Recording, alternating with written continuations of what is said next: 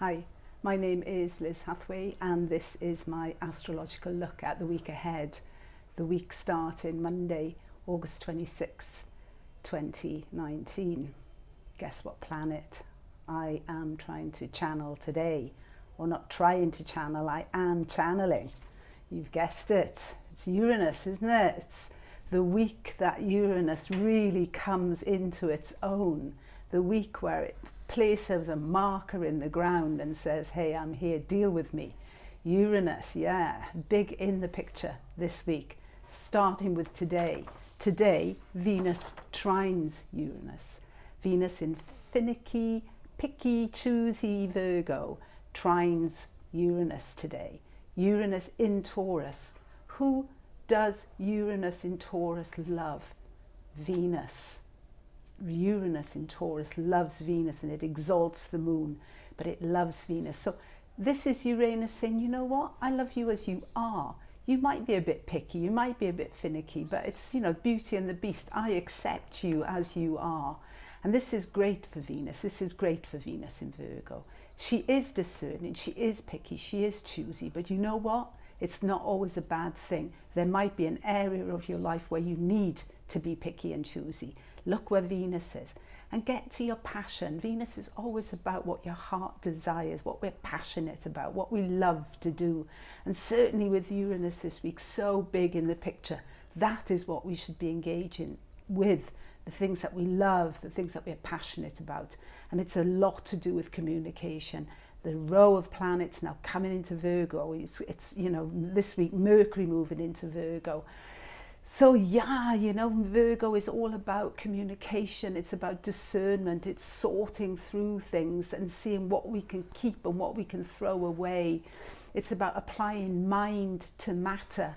Mercury is archetypal mind and Earth is very much about matter. So it's mind over matter, mind applied to matter.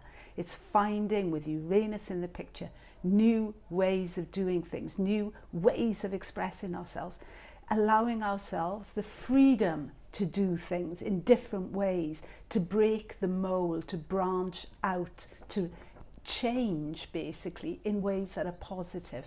Because we're talking this week from those Virgo planets, all we're getting from Uranus are trines. It's bath, trine, trine, trine.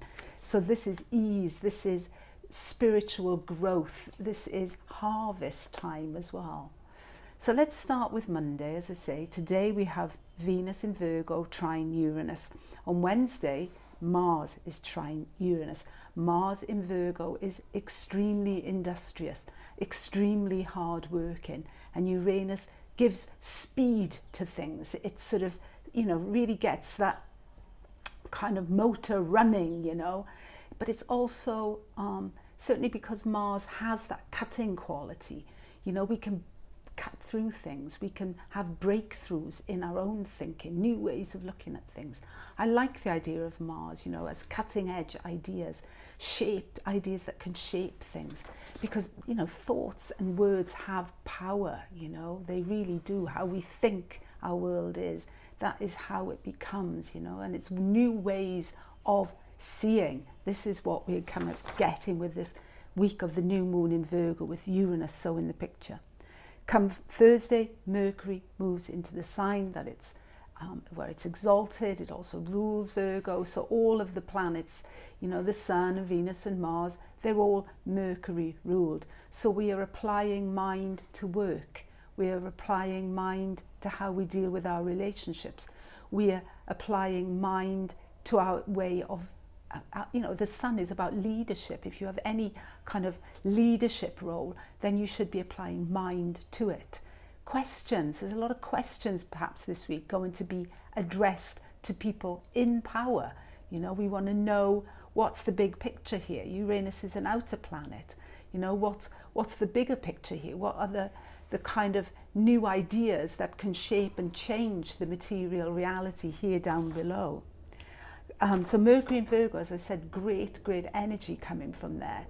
Communication, I think, is one of the key things. Questioning, asking, searching, writing, sharing, being honest, being who we really are. That's what Uranus encourages, doesn't it? Uranus is very much about authenticity. You know, don't be somebody who follows the crowd. Dare to be original, dare to do your own thing. Friday we have Sun trine Uranus, and we have Moon trine Uranus, and then we have the new moon in Virgo. So this new moons are always about seed moments. This is where things are birthed into the collective. We're coming into harvest season. We're coming into like harvest time of year when we are, you know, looking at the results of things, you know, maybe planning, you know, what we're going to be doing for, you know, the months ahead. Certainly, if you are working for yourself, you know, you might be looking at what kind of new things you want to be bringing in, what direction you want to be going in. But that new moon, it's the start of something. And if there's, look at where it's falling in your chart. This could be an area of life where you need to send in the cleanup squad, because that is what these planets are. Certainly Mars in there, he energizes it. You know, we might have to kind of sift through some stuffs in these areas. If it's in the 7th house, for example, you might have some things going on in relationships that have been left, you know, on the side, but that need to be addressed, that need to be looked at. Certainly if it's in the 10th, this is then work related. We need to examine, you know, things that are going on in work. And the thing about Virgo, which makes it such an interesting sign, sometimes like even small adjustments, you know, Virgo is the ant, it's the small things, but a small change here and there can have this enormous knock-on effect. You know, it's that idea as well of Virgo, you have to start somewhere. So just make a start and see how that progresses.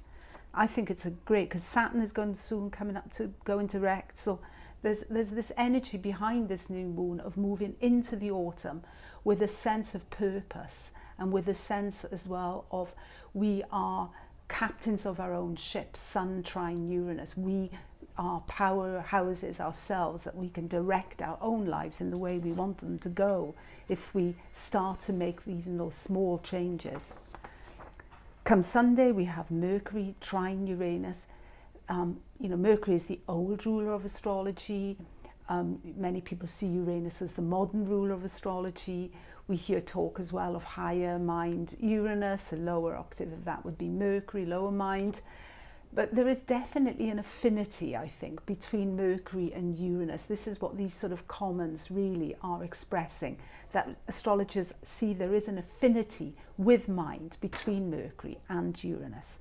So it's a great trine coming onto the weekend. You know, we can channel, if you like, something higher, get some inspiration. I always find Uranus is like the flash of insight, or, you know, you're walking, thinking about nothing in particular, and then suddenly you have a great thought. That's how Uranus works. It just sort of throws things at you and you think, hey, that's interesting. I might need to write that down, you know, so keep a pen handy this week. And then we have Venus trine Saturn on Sunday, which is interesting because we had Venus trine Uranus on Monday, and then we've got Venus trine Saturn on Sunday. So we've got this grand Earth trine going on there between, you know, Venus is creating there. And it's very much, I think, with Uranus about the new relationships, about innovative steps in relationships, changes to relationships, whereas Saturn is very much rewarding the tried and trusted, the relationships that have been with us a long time, that we shouldn't forget because of some new things that are coming across our paths. Saturn is sort of like, just that Venus trine Saturn is a sort of subtle reminder about the fundament, the people in our lives that are forming the base that we can always rely on, that have proved themselves tried and trusted. And those are the sort of relationships that might come through again. Okay, great week. What can I say? Channel Uranus, just do it this week. It's the week for it. I just want to give a little plug to a workshop I'm going to be doing on the 17th of November with Faye Blake. That's Sunday workshop in Amsterdam. It's a Saturn-Pluto workshop. It's the last. There's been quite a few of them. This is the last one.